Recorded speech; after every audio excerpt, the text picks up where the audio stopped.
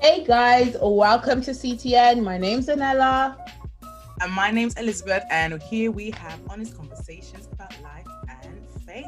And today we have a special guest. I'm so excited. We have Jamila. Jamila on board. Round of applause, round of applause. In your cars, clap. In your homes, clap. At work, clap. Do not refrain from clapping. A round of applause. This is it. And so, yes, we're excited to have Jamila on today. Jamila, we were going to introduce you, but we felt that, in fact, we want you to introduce yourself. So, Jamila, tell us about you, the wonderful Jamila. Please tell us about what you do, what you're passionate about, what you get up to. This question is so funny and loaded because before I'd be like, oh my gosh, I didn't know what to say, but like, if no one's gonna blow my horn, I'll blow my horn for Understand? You. Beep beep. So my name is Jamila, and I'm a woman of many hats. I am very, very much. I would describe myself as a creative person. Mm-hmm. I do a lot of things. I started off as a lawyer, but the Lord and my mind were like, law, are you sure? But now I do a lot more writing, a lot more marketing. Mostly right now I'm doing copywriting for different companies. The most recent thing that I did was organize an event for London Tech Week. And then I did some fashion writing for an independent luxury company, a luxury house where they like house like different brands. So yeah. Well, Jam, we also are aware. See, Jamila has been modest, frankly, very modest. Jamila, very, you very are. What do you mean? Very modest. If we had known, we would have just set it up for you. Modest. Don't know her.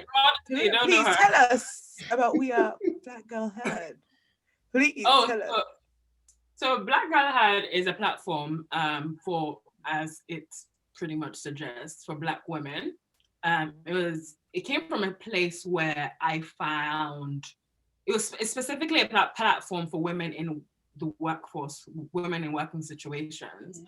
So it was birthed from a space where I felt like when I was in a particular workplace, I didn't have that closeness, that opportunity to talk to anybody within my group. It was a medium-sized business, and I was the only Black girl there, a Black woman. And I found that whenever I was listening to things or conversations, I would want to immediately message my friends and be like, oh my gosh, you will not believe what this person just said to me. And that was that was like my coping mechanism. Wow. And eventually I just found that whenever I saw other Black women who were having the same shared experiences as me, I felt more at ease with them. I think that because as human beings, we generally tend to be around, like we generally tend to flock towards people who have those shared experiences with us. So I wanted to create a space where people felt comfortable being able to discuss these things that they face at work. So whether it is, unconscious bias, whether it is, that weird feeling at work where somebody talks down to you or like talks about your hair or talks about like, oh my gosh, what is that smell from the microwave? Is that your egusi? Whatever it is that you're going through, that place. So eventually it's going to be an app. We're working towards like eventually making it's an app where it's like a sounding board, but so far it is just kind of stories, different people talking about what they've been through, and just kind of just like doing the groundwork and just like writing articles that reflect those things. Yeah. Amazing, amazing. So, Yeah. Jamie, thank you so much for joining us today. And I think, yeah, Jamie's shared about her passions, and I think one of the reasons why we were really excited for you on today is because we see your work, and we know about your heart for we know about your heart for social activism, injustice. You have a real heart for the community and different communities as well, to be fair, because every community has experience in terms of women and race and poverty and, you know, general injustices. So it's exciting to have you here today. So so I cannot wait. okay, yeah, so we wanted to do a fun fact about Jamila. And, you know, one fun fact that we love about Jamie. So I'm coming up with fun facts. Phew, I was already thinking, hey, what's fun about me? One thing that we love about Jamie.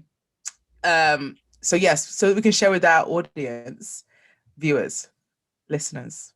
So Nella, what's your fun fact? I think I love this. What's a fun fact? It's like a roasting without the sadness. Wow. He said sadness.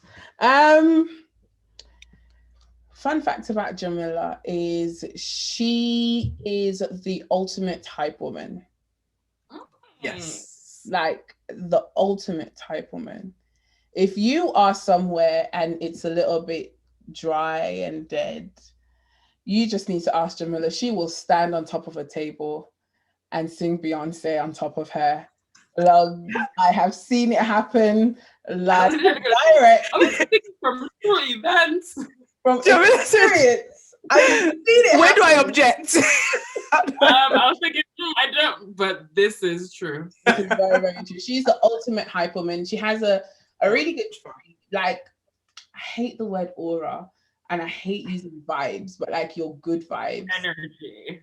Like good vibes. She'll come and she'll like, oh, come on, guys. If we're going to do something, let's make it fun. Let's figure out how we can do this. Like, that's Jamila, and I absolutely love that.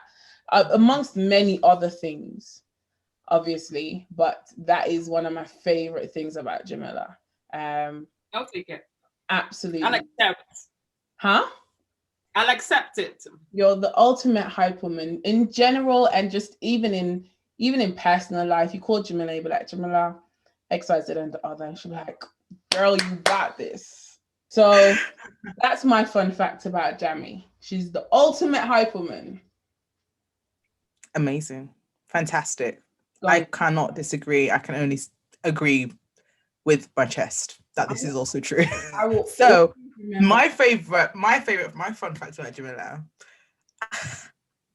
and I love it, is Jamila's fashion sense. Right. Okay. So let me talk about this, because I talked about this. I told you the other day, I said I was on stage doing praise and worship, and I said, Lord, let me not be distracted right now, because Jamila has just walked in the building. Jamila has landed. She's like, my outfit. She's like Milan and Paris and New York. I like that. And it's amazing. Mm-hmm. Please visit her actual personal page at Jamie Caro to see a nice collection of fantastic ensembles. So Jamila is so much fun. Amazing fashion sense. She just makes things work. Yeah, I think over the years. So yeah, and I love seeing her on Sunday morning. She just rolls in, and we're like, whoo, she's in the building, y'all. She's in the building. The light of God. So I love that, and I think it says a lot about your personality as well, just in terms of how diverse you are, how vibrant you are. So I just love seeing her walk in. Love seeing her walk into places. So okay, pardon? This is the truth, exactly. So listen, it's about you today, and your perspectives, and you. So it's my birthday. Right, so we're gonna kick off, and it's our Black Lives Matter series, and part of the reasons why, yes, like I was saying, we wanted Jam on here before was because she has a massive passion for social activism, for injustice. She I think probably one of the facts that we, I think we both share is that Jamila is very passionate when it comes to things that are happening on a national level, local level, global level. Wherever there's injustice, you will find her saying, no, that's not okay. So, and she's very well informed. And so we talk about EndSars. Jamila, you're from Nigeria, and we just wanted to kind of see and learn about your perspectives, where you think, the direction of Nigeria is going, where it's coming from, and just share your perspectives on this. So we're going to start off with our first question, which is, what is EndSars? EndSars happened, and some people still probably don't have a quite cohesive understanding of what EndSars was about. So what is the issue with EndSars? Okay, so first of all, to understand what EndSars is, we have to understand what SARS is. So SARS stands for Special Anti-Robbery Squad. So it was originally formulated by the Nigerian government to be a branch of the Nigerian police force. Mm-hmm. These SARS officers were supposed to be an answer to a problem. So at the time, robbery was such a huge problem. It was rampant in Nigeria, and this was created as a solution. So these SARS officers are allowed to carry guns, but they don't wear the Nigerian police uniform or badges, right?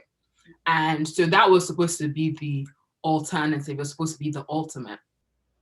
And I'm sure for a while, I don't even know actually if it was working, but I'm sure that because they were supposed to be dressed in a way that would stop people or stop robbers and wouldn't alert them of their presence. So that was the idea. That was the thought behind it. But then it became a thing where because of the fact that there's no identification, it's now a thing where anybody could really say that they were EndSars. But the problem is these SARS officers used their power and manipulated people.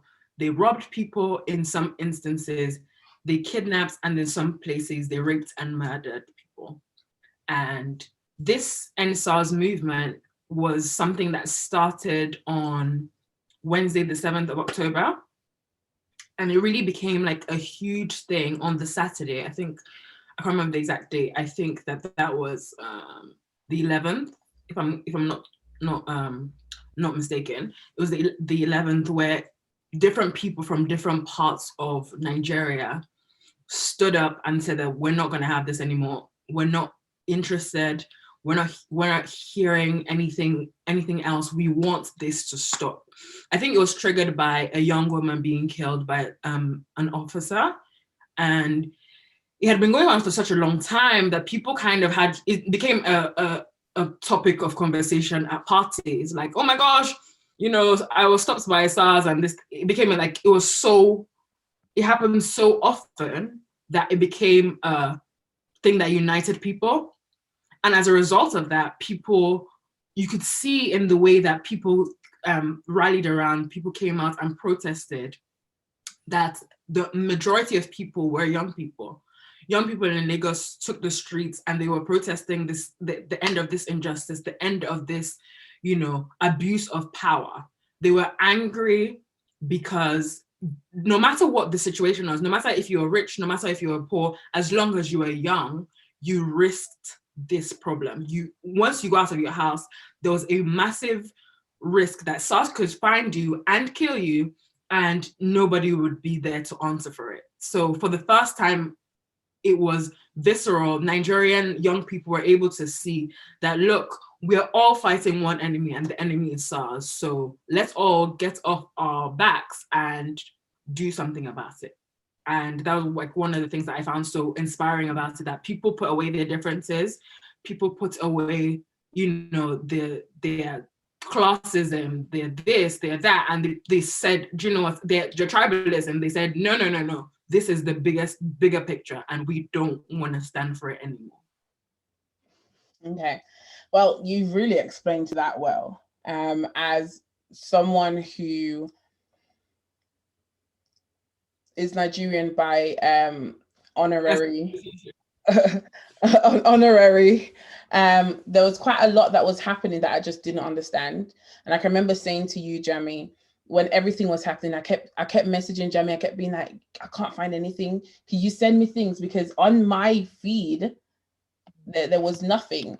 So I want to ask the question, because we've spoken about the fact that you're Nigerian, you were born there, you know, that's where you were raised. But I know that you lived here for a bit and then you moved back home for a little while. So did you have any kind of experiences, or what was that like? I mean, what were the differences in growing up in Nigeria and then coming back to live as an quote unquote adult? Like, were you more aware of what was happening? Like, what was that like? What was that experience like? I think that for me, having that lens to come back with, it felt like at first it was like these rosy colored lenses where you were like, oh my gosh, I can't believe this is happening. You know, that kind of thing. You for a minute you feel, and I feel like, in the spirit of transparency, that for a minute in Nigeria, what I think happens in Nigeria sometimes, especially when you're coming from a different part of the world, you feel like a little bit invincible, a little bit. And I feel like that is something that these protests really opened my eyes to see, that it's literally by the grace of God, literally. So I think that being a Nigerian person and somebody who has taken great pride in, you know, coming from this place, you know, the largest Black nation in the world, I'm thinking, okay, cool. I didn't know that fact until this whole EndSars movement happened. But I think that I've always loved Nigeria and I've always been so proud of the place. But I think it's a lot easier to love it when you're not in the midst of everything that's wrong with it, right? So being able to come in and go out is such a privilege, and you find yourself, sometimes people can judge a situation without immersing themselves in an experience, right? So with this EndSars thing, it was something that not a lot of people have at the top of their minds if they're not in Nigeria.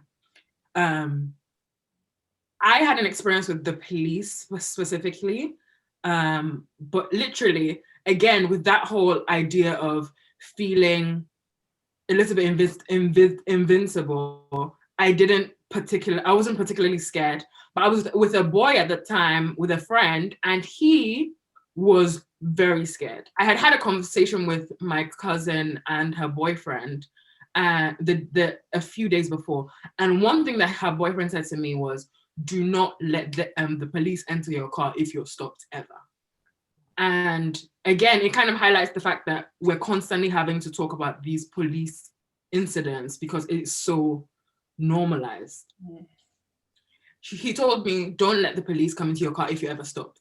So we were coming back from, I think it was like a work party, because I was working at a PR agency, and we were coming back, and they said they stopped him, and they said to him that I should go to the back seat, and they wanted to enter our car. And at this point, it was in the night, so they were drunk, and they were very, very drunk, and they had guns with them. So at this point, I was still like, no, you can't come into our car, no. And he was like, Jamila, calm down, don't say anything, let me handle it, kind of thing. But then I was calling people and being like, oh, they stopped us, what should we do?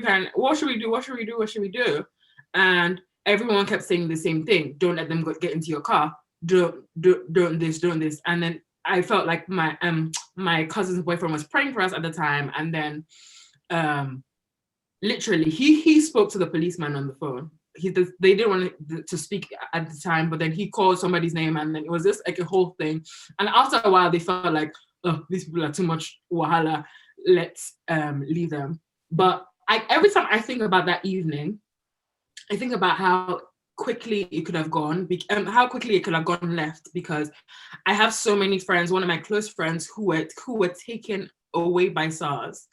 When I say taken away, he was stopped and then put into their back, the trunk of their car, and they hit him with the butt of their gun, and they beat him up while he was bound. One of my really good friends, did you say the trunk of his car? The trunk of their car. Like the trunk, like it's not a van, it's a trunk. So the trunk, as in like, with those trucks. Okay, yeah. They just like bundled him and then I just threw him there after beating him while he was bound. And they were drunk as well. Then one of my other friends, one of my other good friends, Asosa, he had the same experience where he was nearly taken away. Wow. If not for the fact that his dad was screaming on the phone and being like, don't take him away, don't take him away. Where are you? This, that. He could have easily been taken away. Wow. And the problem with these things is that there's no process, there's no reading of any rights, there's nothing. It's literally just, they take you away. Either your parents come and pay an extortionate amount of money, or they literally keep you in there without any, and sometimes people don't even find you anymore, find them or the people that are taken away. So these are the things that people were worried about. There's so many different stories that surfaced. A girl who was beaten, and all she did was leave her house to go to the market, and she was taken away, and then that was it.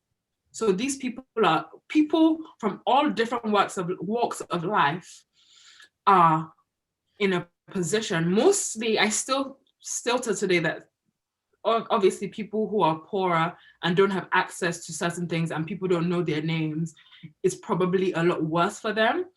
But the problem in the situation is that the situation is terrible. The situation is bad. They're just trigger happy, they're drunk, and these are the things that they are facing. Like Nigerian people are facing. Wow. Yeah, I mean, thank you for that. And I mean, it's crazy because I think, thank God for social media as well, because I think the experiences of people really came alive during this time, over the month of October, and even post, just in terms of, people's experiences with the police, people's experiences with SARS. And I think it provided real exposure and real coverage, because so many people that didn't have voices. I thank God, like in this age, everyone can be their own journalist. It's kind of like, if I can't rely on the news to say what it needs to say, we will take to our platforms and speak and share. And I think you're so right in terms of the young people, and just, it was crazy just looking at the way everything turned out. And I guess, at the height of this, on the 20th of October, it's October, yeah, when the Lekki massacre happened, and that was just a ghastly day. It's very difficult when we're talking about I don't know.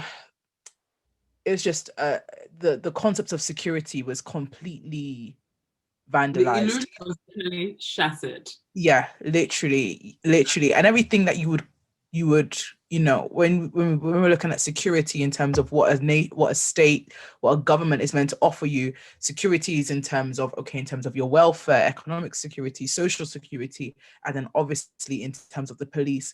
And it's almost like they failed in many departments in terms of that concept of security. But then with the Lekki massacre, it was just like every concept of security. We are not a secure people. We are completely insecure. The government is holistically, in every way, terrible. I think that really came alive. What would you say, with the Lekki massacre that that happened, and there were so many people afterwards, they were being I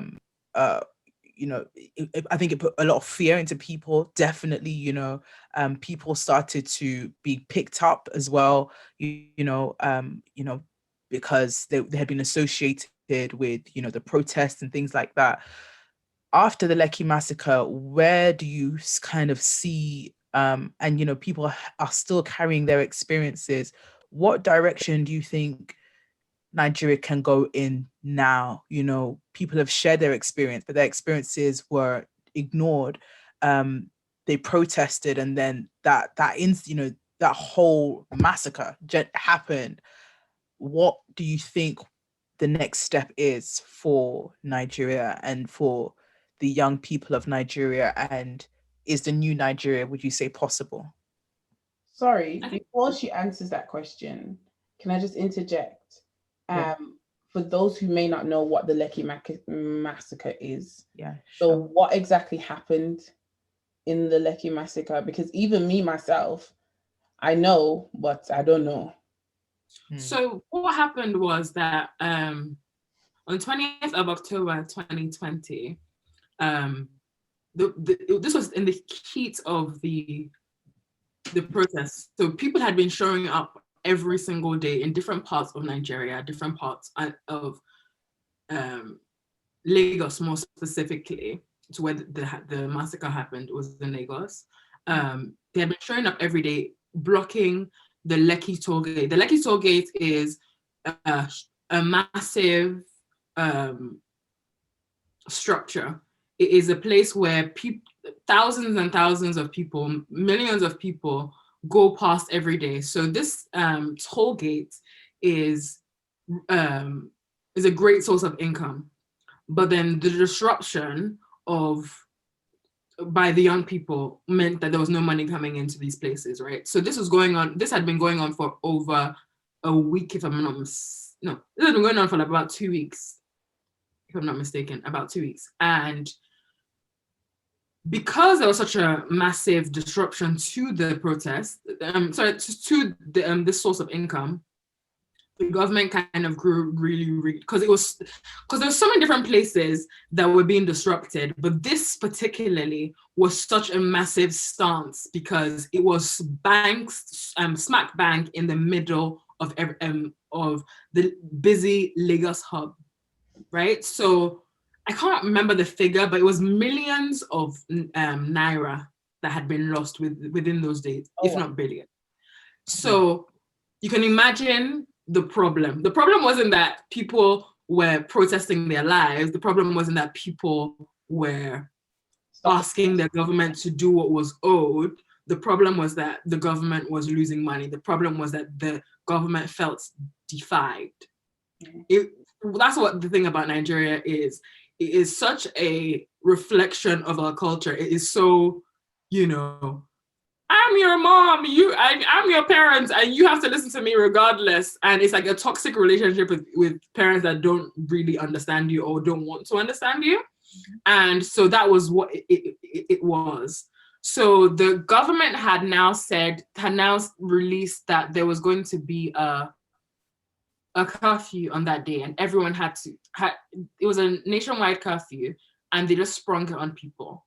And they told everyone that they had to go home. And a few loyal people stayed at the Lekki toll gate to still protest. And after a while, this strip of land is always lit. But at this time, the lights went off, and then gunshots rang out, bullets flew everywhere, and people were killed. So in some videos you see like people stop recording after a while because obviously maybe they are hit or something, but it was different rounds of bullets. So it was like one round would stop and then another would happen, another round would stop and then another would happen. So it was very, very intentional. It was very, very planned. So this was like from the Nigerian army. Okay. Because see, there's information there that I didn't even know. I didn't know the aspect of the fact that the Nigerian government was losing money because of the demonstrations that were happening on the bridge. I had no idea about that. And even as they're reporting it now, that's obviously not something that they're reporting.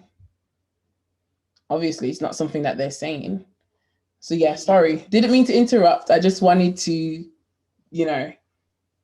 No, that's helpful. That's helpful. That's really helpful. Thanks, Nella, because to provide context, because some of us already, I think not everyone will know about what the Lekki massacre is. So yeah, I guess it goes back to the question in terms of what next? Where do we go next? You know, where does what's the direction for young people in Nigeria? What's the direction for Nigeria, considering now that their whole concept of security has been completely kind of fragmented? I think that for me, one of the most, I think that, because I can't speak for everyone, obviously, but I think that there are two different outlooks. There are two different perspectives from people that I speak to. One is, some people feel like this is stuff that will always happen. Like, how can we have done this? And I think I would dare say that would be the minority of people. But I think that with this, a lot of people have seen the power in their voice, like you had said already, Elizabeth. People have seen the power in their voice, and people have seen the power behind rallying around as a group of people and seeing that when you are united, you are able to create something that is so iconic, something that is so monumental that people can't help but notice. And I think that is what is so interesting about Nigerian people. Wherever we go, we are like a force. And I think that Nigerians are resilient people. They can take a lot, but with certain things, we are very much fighters, right? So I think that the fight is going on. It is going on behind closed doors. It is going on, still. It's going on still. So one of my favorite things about everything that happened with EndSars is that people were still being arrested, while people were still being taken away by SARS officers and police officers, they were still being hit with water hoses and things. People within our community, by ourselves, people took it upon themselves to provide legal advice. People took it upon themselves to drive for 3 hours for somebody who they had never met to get that person out of prison. So that kind of spirit, that kind of fight, that kind of drive can never really just pack up and die. Because for once, we saw people who were crowdfunding towards a movement that they don't necessarily have stakes in, but because the story was so beautifully told and people were able to kind of rally around and share such love for one another, people were invested in it. Mm-hmm. One of the stories that I remember seeing was that somebody lost their phone. Somebody had left like a brand new phone in like one of the protests, and somebody put on social media. Another person put on social media and was like, "Oh, hey, do you guys know who has this phone?" And then the person actually found their phone. And I just thought that was such a small act of, unity, but it was really a reflection of the hearts of the people. And the hearts of the people were like, we're so much more united than we are divided. Mm-hmm. We have so much more in common than we have that divides us. We have so much more that we know about. We have so much more within us that we are able to do. We have so much more power that we don't need to fight right now. We don't need to fight in that way. So I think that was like powerful. And I think that just like, as I said about the crowdfunding, the people that started, the Feminist Coalition, a few of the other girls who started doing things for the movement. I just thought that was so spot on. It was so like how you said, Elizabeth, about how we didn't need to rely on traditional media because the traditional media was being censored. A lot of people weren't covering SARS for the first week. They weren't covering the protest for the first week. A lot of parents, a lot of people outside this age group weren't aware of it. If you didn't have a child in your house that was within that age group, you had no idea because the traditional media wasn't covering it. It was all on social media. So it's just so interesting that now is such a great time to speak. Now is such a great time to be able to be heard because we have been provided with an opportunity where we are our own spotlight. We are our own voice. We're our own platform. We can say what we need to say and get people behind us if we have a strong enough message. It can be a bad thing, but for this particular thing, it was a great thing. Amazing. So leading on from that, I've got a question because I really do feel like there's so much to this, and the nuances of it is something that I will never fully understand. Okay. But why? Because you're not Nigerian. You don't want to. I'm joking. Do you know what I mean? I understand, and I feel but it can only be to a certain extent. Of course, yeah. So with that being said, the whole EndSars movement doesn't have a leader. How does that work? How can it move forward if it doesn't seem to have like a structure? Yes, it's got key figures in it, like the feminist coalition and like Fola, I don't know what her last name is, on Twitter. I've seen a lot of what she's been doing. DJ Switch. See, I know small, like very, very. Okay, girl, you better. Yeah, fake. I think is it Fola? His name is Fola. Yeah. Yeah.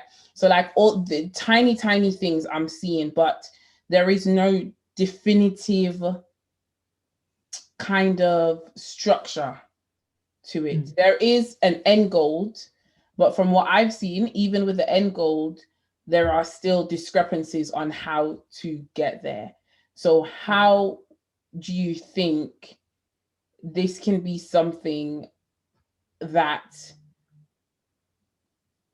creates a lasting kind of like really gets the ball going? How do I think?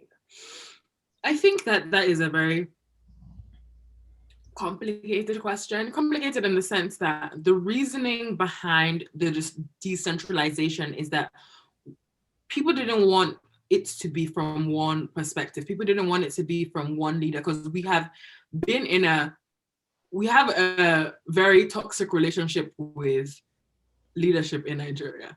Every leader keeps telling us we're gonna do something different, and a lot of people have lost faith in leadership per se, like with the ideals of leadership, right? I think that for now, what it is that people didn't want to, sorry, not for now, but people didn't want to have a figurehead, because also I personally am of the school of thought that when you have a specific name, when you have a specific person, when you have a specific figurehead, it's so much easier for them to cut off that head and then the body run around recklessly or run around aimlessly. So if you see with different movements across time, like for example, the Black Panther movement, when their leaders were killed, it was a lot harder for them to continue.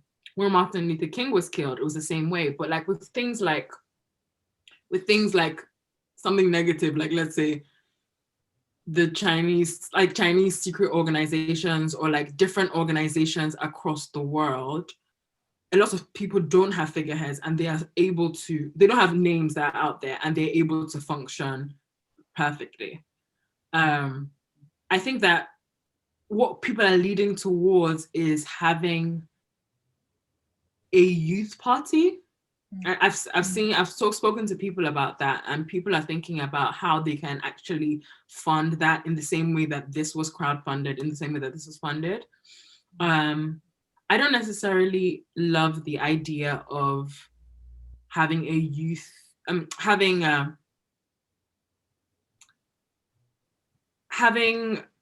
sticking with these same two major government parties, because I think that if we're going to do it, we have to make it independent. It has to be something completely different, something that breaks the mold, something that it doesn't look anything like what is currently there.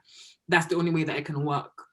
But I think that if that is the end goal, I'm sure people will be able to get behind it. And I think that if we actually set out what we want, it will be, and it looked completely different, and we completely take out all the people, by take out, I don't mean kill, but like take out as in like remove all the people who are in who are in power now. So all the godfathers of Nigeria, all the people behind the scenes who are the puppeteers, if we actually remove them, then there will actually be something to stand for, because there's no point having a youth leader, a young person lead, and then he's still being pulled back in by the old guard, because they're saying this is how things have always been done. You can't come and change it now. That would just be a waste of our time, and it'd be disheartening, actually. So good. No, I think it's really interesting what you said there in terms of the nature of the movement and how organic it is, and how at the moment it's beneficial that it's actually not got a direct figurehead, or it's not got a direct leader.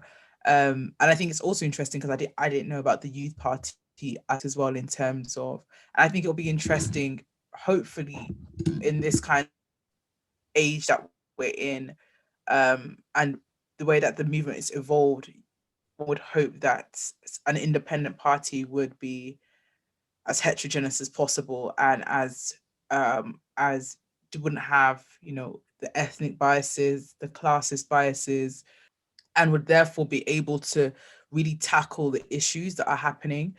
I guess there is that tension in terms of shifting people out of power and shifting people out of, I mean, how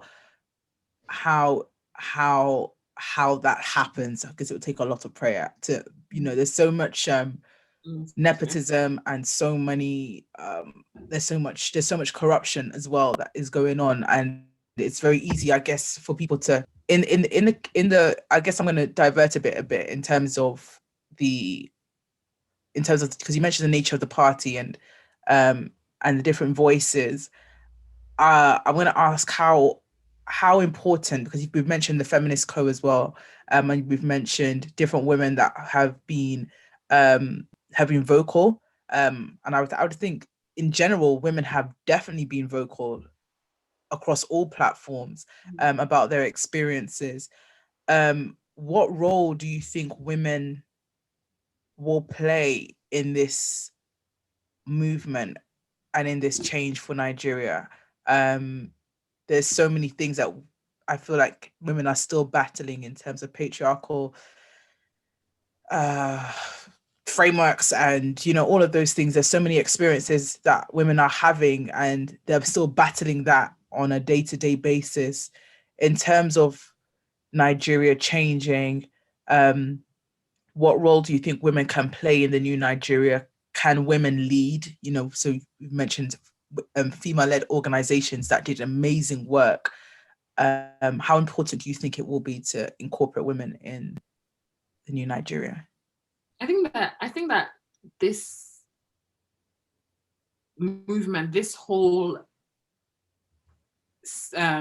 event and series of events have shown us exactly the kind of roles that women need to be playing in Nigeria. Not the roles that women should be playing, the roles that women need to be playing, because when all is said and done across the board, when it comes to doing things doing the needful, making sacrifices, doing the work, organizing, women, Black women in particular, have historically always been the ones who are holding up society. And I feel like whenever we have these events happen, we see women coming to the forefront. We see them active. We see them doing the work, and we see them not only doing the work, but doing the work well, in the way that we would all want the work to be done. then the dust settles, and then some person comes and tells us that no, we'll take it from here. And I just hope, and I'm really, really very hopeful, and I'm quite optimistic actually, because the women that we're dealing with now, the women of this generation, are not women who will stand to the side. They're very, very vocal people. But I'm really hoping that the unity between the sexes will be there, because it shouldn't just be women shouting out women, because if you have seen the work being done, you have to at this point say, okay, bravo to you. I really shout you out because I'm not blind. I'm not crazy. I can actually see that. As a man, I appreciate what you're doing. I see that I didn't do it myself, and I want you to help me, teach me. If you're not, obviously this is an idealistic, thing, but I'm saying that it shouldn't be this hard to say that, women actually know what they're talking about. The women are actually doing it. Bravo to you. Not that we need it, but I'm saying that it would be nice. It would be nice to get some props, because every single way where you turned that month when the series of events were happening, you saw women doing what people wanted to do. You saw women standing up and saying that, you know what, we have been failed by a group of people, and you know what, we're not going to stand by. We're going to actually put our boots to the ground and make sure that it works for us. So I think that kind of ingenuity, that kind of action should be met with open arms, not we're going to shut the door down for you. And traditionally, we've never done this. Traditionally what? Oh, actually, in my tradition, women are supposed to be seen and not heard. Why? Your tradition hasn't been working. Y'all are still doing, acting terribly. The traditions that you're doing, you're still suffering for it. So if we have why are we constantly saying that because the old way has worked for so long, has worked, because this is the way things have always been done, let's never change it? That doesn't make any sense. That has never made any sense. Mm-hmm. Wow. Yes. So good. Woosah, girl, woosah. So good. Yeah, no, I think it's amazing, because if women really, I think in this, I think it was powerful that women were whether they were noticed, they decided to be noticed. They were like, we're gonna make our change so noticeable that you'll have no choice but to notice us, whether you like it or not.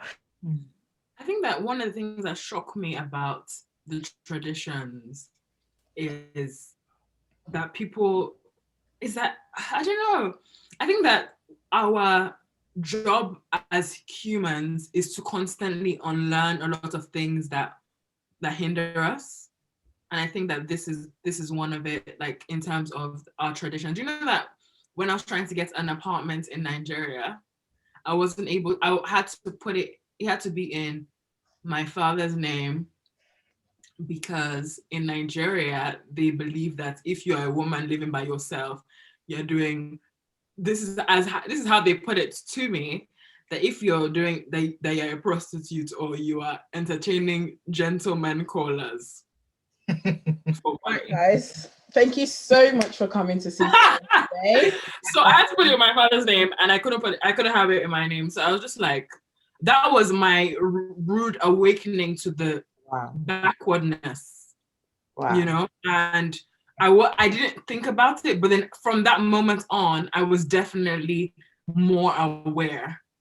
And even when I was doing my youth service, the way that people would speak to you, and even when I was working in an organization, the way that some of the employees would talk to you, and they'd be like, oh, you can't do this. Are you not a woman? Okay. And or I would read tweets and stuff, and one of the tweets that I read was that one of the Ubers, or for example, when I'd go out to dinner with friends, or me and a male friend, they would automatically look to the man that, oh, pay. And it's like, I brought this person to lunch. I brought this person for a hangout. I'm paying. But it's like, no. So I like had like a little bit of like banter with the waiter, and I was like, oh, can't it be me? And this was a woman, and she was like, haha, sister, I don't believe you're paid. And it was just like that kind of understanding that women can never have enough money, or it's just so strange. I'm done out here. But like, I were like, there was a tweet that a lady was going to work, and the Uber driver said to her, "You can't even greet me," and he was refusing to go without her greeting him. But then you would never have that with a man. She wasn't particularly super young, but even if she was, why is it that I have to greet you? You know what baffles me? I think, as you were mentioning all of this, I couldn't help but just think like that they don't. I think it's the idea of a woman owning anything is threatening, and the idea that a woman cannot be owned by you is threatening. So it's like you owe me a greeting, and you cannot own the apartment, or you cannot own this experience of being the one to.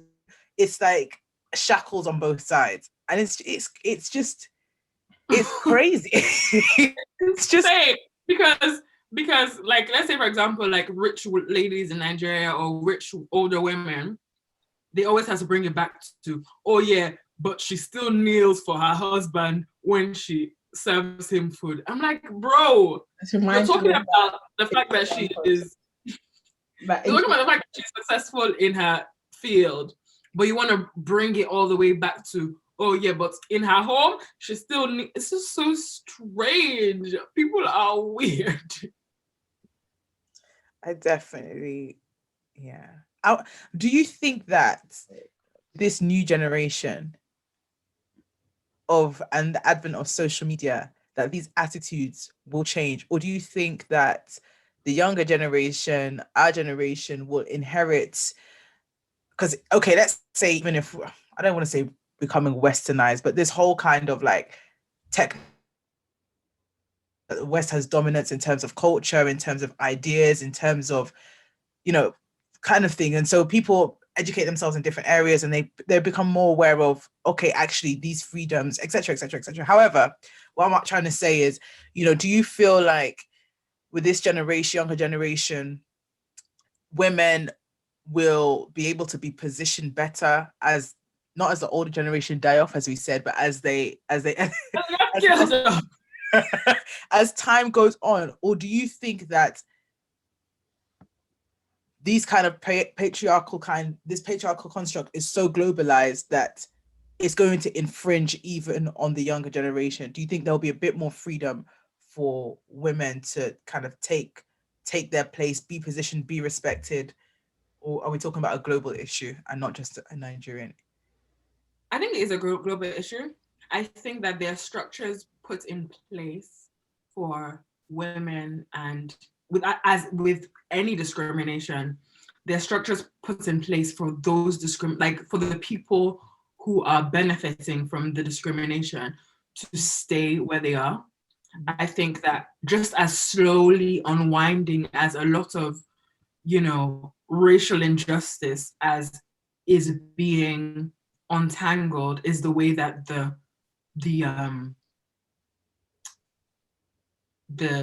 gender discrimination.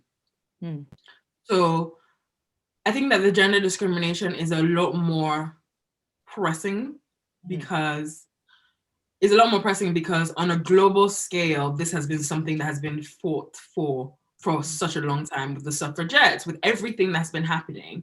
It has been such a huge movement. But I think that because obviously with our intersectionality, we're fighting two fights. Yeah, sure.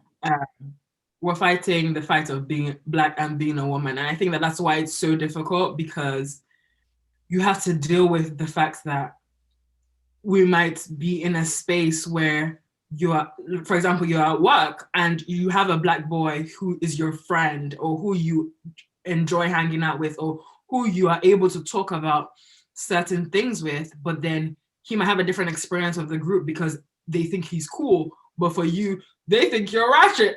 They think you're aggressive. They think that, you know, you have nothing to offer. But he brings the coolness. He brings the masculinity. He brings, you know, an edge to everybody. But you, what you bring is, you know, that, I don't know, that those stereotypes of Black women where they feel like, you know, wherever we are, we have a nasty attitude, or we have this, or we have that, or whatever it is that they have in their minds. So that's what I mean. I feel like obviously Black men have their own struggles that they deal with, but then we have to deal with being Black and then being women, or whichever way you want to slice it. But yeah. So do you think that this is a very loaded question. Do you think that the we've spoken about the traditional sense of the community and the culture? Do you think that played a huge part in bringing Nigeria to where Nigeria is now? What do you mean? Say that again. So in terms of the issues that is going on right now in Nigeria, do you think that the traditional patriarchy kind of thing that's been going on, do you think that played a part in it? I think that is to do with the understanding and the entitlement. Yeah. That is the root of everything, in my opinion. But then obviously I'm not, you know, the world knowledge on these things. I think that entitlement plays a huge part in patriarchy and discrimination, and just feeling like you should be somewhere, you should be this, or you should be that. Even while the EndSars movement was happening, a lot of the young people were complaining that their parents were like, why are you guys protesting? Why are you guys disrupting the streets? Mm-hmm. These are people who are having an experience of being killed. And your response is, oh, why are you there? You're disrupting, you're this, you're that, you're that. So even as parents, there's that discrimination of the old versus the young. The old people always knowing everything and knowing how to deal and how to tackle every problem, when it's like, this is a problem that has been ongoing. So if this problem has been ongoing, let new voices speak, let new voices talk, let people who are able to do something about it. Do you know what I mean? So does that make sense? Yeah. I think the entitlement is the problem. Amazing. So I think, in terms of if we're looking at culture and so we've mentioned culture in terms of the traditions, in terms of the cultures and how they're kind of deeply embedded in society, how they can even, general society, and then kind of I don't know, just trickle down from government, you know, and into general society. But I guess tradition is just, I think it's across the whole board. To what extent do you think, how do you think faith and religion can help the transformation of culture in Nigeria, in terms of help with the EndSars movement, help with actually just the overhaul of Nigeria? I guess, in terms of, and how can it help in terms of breaking up the, some people may have an interesting perspective on this, but how can it help in terms of transforming the traditions? And I guess there's a bit of a tension there, because some people say the Bible is highly interesting, you know, when it comes to patriarchal structure. Really, really interesting. You know, so is there a contention? Because I feel like, people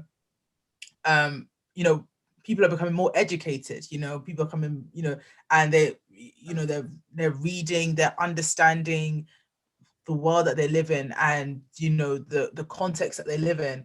And so some people will just read, maybe, for example, like the Bible as a text, and they're like, this book very literally is the root of some problems, and if we're being honest, you know what I mean? So is there a place for religion in the transformation of Nigeria and all its problems? So, in terms of the economic, cultural, traditional, social, classist, highly, classist and very polarized, kind of caste system in Nigeria. What role would you say religion plays in that, and can it be effective in the transformation of Nigeria?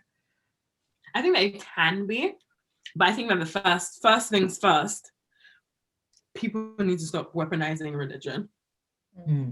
I say that in the sense of, I find that, Lord help me to explain this properly. We're praying grace. Like, I can speak for this, but I just pray for wisdom in like how I speak about it. But I mean, I find that whenever people talk specifically about religion, they don't understand that it has been a great weapon in being used to set groups of people back. Yeah. And when you understand that, you will understand people's skepticism towards it. Now, when you have the lived experience of a relationship with God, it is a completely different conversation, because as you said, you don't read the text literally. You read it from a perspective of how God intended and what messages he was trying to convey. Yes. I think that as someone who is a woman of God, who believes in God and who is Christian, I struggle with activism, because when I say struggle, I struggle with the questions. Sometimes I'm like, oh my God, how can this be happening? What is going on? Blah, blah, blah. How can God let this happen? All these things. But one thing that I feel God spoke to me about specifically very recently, because I thought, sometimes I feel like within the church community, when you speak about certain things, people automatically think that you're being divisive or you're being rebellious or whatever, and they don't really take the time to understand where you're coming from. They don't want to ruffle any feathers. They just want to keep straight on, which is understandable to an extent. But then the truth is, what God was saying to me is that humans operate from a place of, a lot of the time, selfish desire, right? So if people are doing that, they have acquired power, they're obviously going to take advantage of it. Now, you as a human, you have a heart for people, which I get from my mother, I am told. I'm one of those lucky people that have the balance of both parents in their personality traits. But I get my passion for humans from my mother, and I get my no-nonsense, strong-willedness from my father, I think. I would say my mother as well, but my father mostly. And like just that thirst for knowledge from my father. And I think that one thing that God has been speaking to me about recently is like, can you love the people more than I love them? Can you care for them as much as I love them? There's a Bible passage that says, can a mother forget their suckling child? Even if the mother forgets, I will not forget you. That is the scripture that comes to me. So even when the Black Lives Matter protest happened earlier this year, my heart was broken for the people. My heart was broken for the injustice. My heart was broken for, even with this EndSars, there were so many things that are happening that I was just like, how? When the events of the 20th of October happened, I was distraught. I went through a moment of like feeling grieved, and it was like survivor's guilt as well, feeling like, oh my gosh, we had the opportunity, we're so privileged. How could we even, like, people are dead and we are alive and we get to move on, and people have lost their lives. So I think that, going back to my original point, the fact is that people weaponize religion, people weaponize this good news that God has given to us, and they use it sometimes to keep people in their place. They did it with slavery. They took parts of it, they took chunks of it and misinterpreted it and told people that you are better than other people, told people that you are the right ones that I have created for you, and everybody else is garbage. So with that in mind, it has seeped into the psyche of certain people, and that is the same with the situation in Nigeria. People have, it seeps into the psyche of rich people, it seeps in the psyche of men, it seeps into the psyche of different people. So people are here poor, people are here without options, and they feel like, okay, if I just go to church and I do these things, I don't necessarily have a relationship with God, but if I just go to church and I present myself in a certain way, then I will be saved, I will be this, and I will be that. And people have lost faith because they find that, do you know what is working for them? Money. Do you know what's working for them? When they leave Nigeria and they get a better job, or they do this, or when they have money, then they are more accepted, they are more able to do these things, and they don't necessarily feel like they are able to tap into that with just going to church. Does that make sense? Do you know what I mean? Because I read a statistic that said that people, and this is something that was being shared across, that people who are in countries where they don't serve, who that aren't religious, are richer than countries like Nigeria and things like that. So people are reading that and thinking that, okay, if that is the case, why do I need God then? And a lot of the times, I don't know, just there's such an attack on the church because people are misleading other people. There are so many people who aren't necessarily, who are just in for the profits, or who are not actually for God, and they take advantage, or they say things, or they don't speak from a place of understanding, and they help perpetrate some of these stereotypes, they help perpetrate some of these injustices. And for example, with the Black Lives Matter, a lot of churches were not trying to address the injustice. And then it is like, if you love God and you say that you love the people, why are you not speaking on their behalf? Why are you not addressing the fact that people are dead, people are dying because of the color of their skin? So if that's the problem, why are you not speaking about it specifically? Same with the EndSars movement. A lot of the people who fund the church and work without being paid are young people. A lot of people who stay at night are in choir groups are young people. So if they are staying on Saturday nights to clear up after church, and they are being stopped by SARS on that late night and being taken away, why aren't you more moved for them if you say you care about them? So those are the kind of things that I think deter people from religion. Amazing.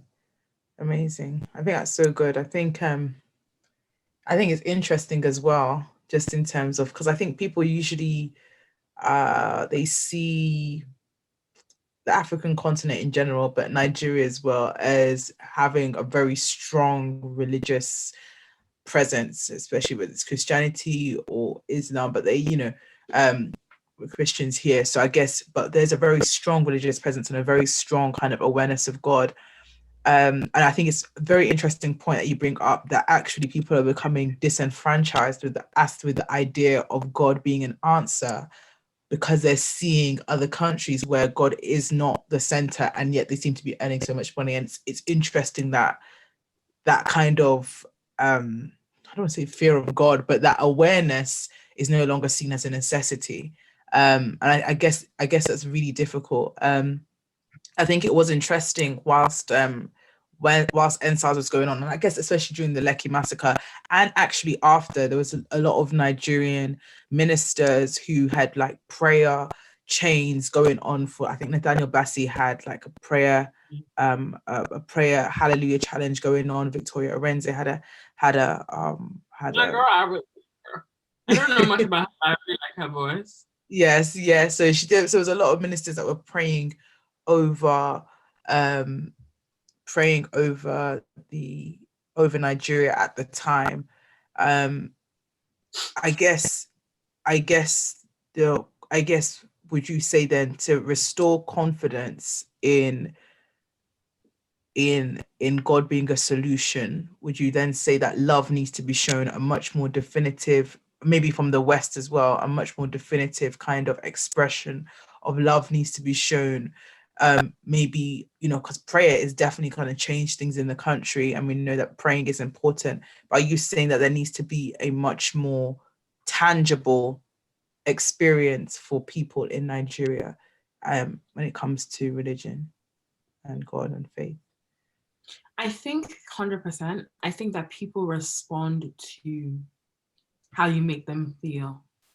If you make them feel part of something, it is a completely different experience. If you make someone feel like a part of a community, if you make somebody feel like they're not just funding your car or funding your new house that you're building or something, if you make them feel that you genuinely care about them, it is a completely different situation than if you tell them, okay, just speak to my secretary, or do you know what I mean? There's something about being included that goes a long way. I think that when you show love to somebody, especially from the perspective of Christ, there's something about it that is so pure, and there's something about it that is so warming that you kind of want to experience it for yourself. So it has to be a thing where you show me and then I get involved, or like I see it and I want to be a part of it. So if I'm not seeing love from you, I'm not seeing you treat me, if I'm seeing you come to church as a person and you still go home and talk to your driver like, get out of my way, or speak to whoever's around you, and you don't speak to them with love or care or that genuine empathy, or just tapping into their situation, that love that Jesus spoke about, that love that Jesus exhibited when he was on earth, then I really don't want to be a part of whatever you're selling love. I don't want to be a part of that God that you're serving, because what exactly are you showing me that's different from everything that I've seen daily? Nothing. It's so good. I think we definitely have to, that there are some honestly speaking on this topic, for me is it feels like a stretch, but there were some things that I saw on Twitter where churches were opening up their doors on that very yeah, which I was so proud of. I was so happy, like just saying. Yeah. So it is that there is, and just people coming out as well, pastors. Pardon? Coming out. Yes, there were some pastors that went out to protest as well. So my question, we're rounding up. We're supposed to be rounding up, but I'm just intrigued. Your deputy was a pastor in, is it Mountain of Fire or Redeemed? We will disclose such information at a later date. So what on with that? Because this is what I meant. This is what I meant when I said earlier that it can't just be a thing where somebody says that they are Christian. I'm sure even if you did do something that, even if you are Christian or something, it has to be a thing where you are speaking from a place of God's love. And not only just that, it has to be a place where you are surrounded by people who share and mirror your views. If you are the own, as you said, Anela, with the Republicans in America right now, if you're the only person, you come into power as a Democrat and everybody else is Republican, it is just you shouting into the abyss because everybody else is like, girl, don't nobody want to hear that. That is basically what it is. So if there's going to be a change, let it be a complete change. Let it not be a half change. Let it not be a lukewarm solution. Let it be rounded and whole. Yeah. So good. But yeah, it's been an interesting interesting discussion. I have another question, but I feel like it's too loaded for the end of a Go project. on, girl. We here all day. So we can. It's about the rise of traditional religion in the wake of everything that is happening. That is a whole podcast. Yes. That's actually a whole podcast and an actual whole one. I'm ready to talk about when y'all run my check. I'm joking. You hear that? We're crowdfunding for Jamila's next appearance, please. Yes, please. This one was a free tester. Next time I have an entourage. Yes. We'll put our Cash App details in the description below. And I'll go for it. But I think it's a good question. Link my bio and my account number will be appearing on your screen. Right here. It's very easy. We'll even take PayPal transfers if you're so inclined. You're so inclined. But Also cryptocurrency. Yeah. Hello, one Bitcoin is Bitcoin, Litecoin, you name it. Yeah. It's quite high at the moment, isn't it? So yeah, we're not going to go into that, but that's definitely something we can think about. And it's been interesting to talk with you. I think I've definitely learned a lot of things. I wanted to definitely, can you see Jamila? Definitely wanted to have this conversation, but was definitely wary about having this conversation for the simple fact that, once again, I think I've said this 25 million times, but I'm not Nigerian. So sometimes it feels... Are you not Nigerian? I know we didn't know. No. But sometimes it just feels a bit weird to speak on issues that are happening in other countries when you don't have... Not that I don't feel equipped, but when you don't have you kind of feel like you don't have the right to really discuss, because that's like that's another man's business. Do you know what I mean? I know what you mean. I kind of felt that same way about the whole dare I say the thing that happened yesterday with 2 days ago with the Jamaica 50. Yeah, with the quotation.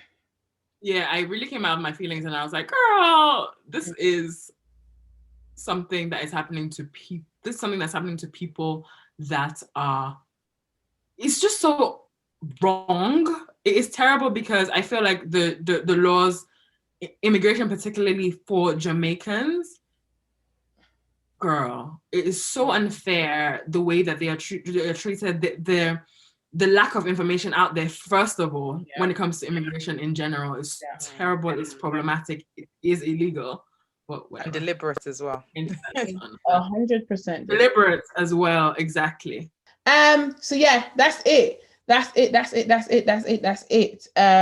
Thank you so much for being here today, Jamie. Yes, Jam. Thank you so much for having me. I had a whale of a time. Do you want to tell us where we can find you? What's going on? Don't be all up in my business. Actually, you can find me on Instagram at Jamikaro. That is at JAMIKARO on Instagram and Twitter. And then for Black Girl Herd, you can find me at We Are BGH. That is at WEAREBGH. Boom. And you know, I've actually just clocked what your handle is. And I don't know how long you've had that, Jamie. Which one? I hope it's. I've literally just put two together. That is abominable. That is shocking. And then, as she was spelling it out, it began to make sense. So what did you think it was all this time? I don't know. I never thought of it. I never thought like that. I just thought it's just Jamie. But I just got what Jamie Carol. Okay, cool. I get you. So now I know who the brain behind this operation. You know, some things you just don't really question. You just take them for facts, and that was just one of it. But thank you so much, Jamie. Thank you, Jamie. You're welcome. I had so much fun. We'll It's so good definitely be having you on again. Definitely. Definitely. What am I talking about? We will still not be paying you. So just prepare your heart. We'll pay you in McFlurries for now. Anella, come on. So I'm saying I did not specify. I did not specify. Or you can pay me in slushies. I prefer slushies. I have a slushie maker, so all you have to do is just provide the syrup. But yeah, that's it for today, everyone. Hope that you enjoyed this podcast. This is part 1 of our kind of looking and discussing EndSars and the things that are happening right now on the continent. Is it in or on? It's on, isn't it? On the continent of Africa. So we're kind of going to be looking at some things and having some more people on to kind of talk about it more, get different perspectives, have that honest conversation about life and how our faith plays a part into it. And also, this is the first episode of we've decided we have a name for it. Whenever we've got friends on, it's going to be called A Seat at the Table.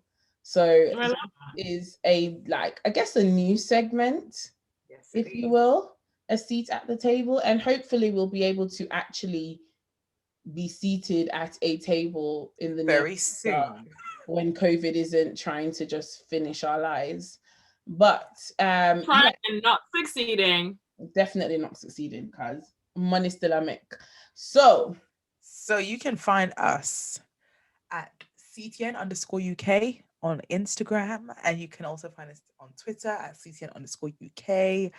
You can also find us, but Annette will say hers and I'll say mine. So you can find me at Elizabeth Ekumelo, which is ELIZABETHEKUEMELO. And so I kind of sense the feeling that needs to change before 2021 for the ease of all listeners. That was so fast. That's where you can find us and find me. And Anella, where can we find you? You can find me on Instagram at Onella_Bella. It's Onella Bella, isn't it? Yeah. It's ONELLA_BELLA. And that's the same thing for Twitter as well. If you want to follow me while I tweet about the most random things. But yes. Once again, Jams, thank you so much for joining us. It was a pleasure to have you. We'll definitely be doing this again. And we are going to, as we do, round up in prayer. And this time, I'm not going to ask Lizzie because I can't be asked to fight with her. I'm just going to pray. Yeah. Please take the floor and the mic. Sorry, can we just address the fact that all our hair is looking super fabulous? Oh, sorry. Yes. Listen, if we do this, I want it to be on the record that we need sponsorship. Sponsorship. By sponsorship, you mean you want to change wigs every time you have a podcast? Because I think that is a great sponsorship. I feel like being sponsored in wigs is a dream. It is the best. It is the ultimate dream. Yeah. So, Jamila, since you brought it up, do you want to tell us who we're all wearing today? Because we're all. Well, I'm wearing what you would call the licorice unit. Just let us see how long it is, fam. It is very long. It goes all the way down my back. It is 30 inches.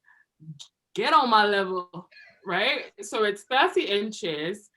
It is synthetic. So if you're worried about having human hair, girl, look no further.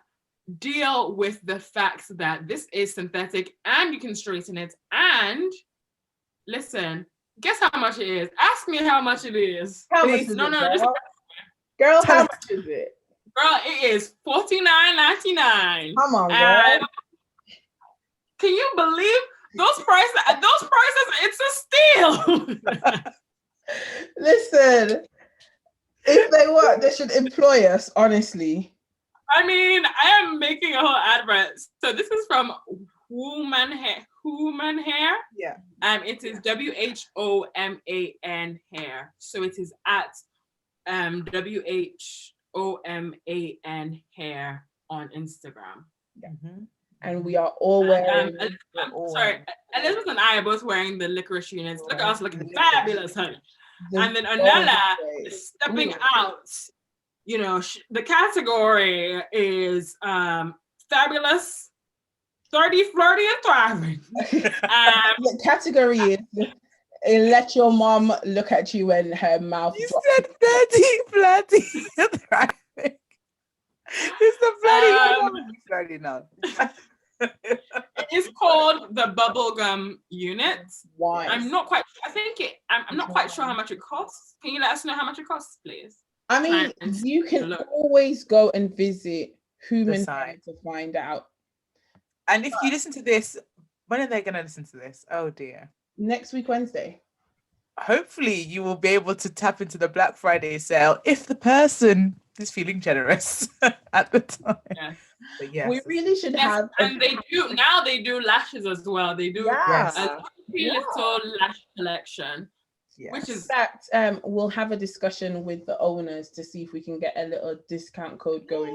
A little yes, that was fabulous. It's CTN. Listeners, we're not promising anything, Sha. Nothing is in stone. Let's it's just something we're thinking. Partnership with CTN.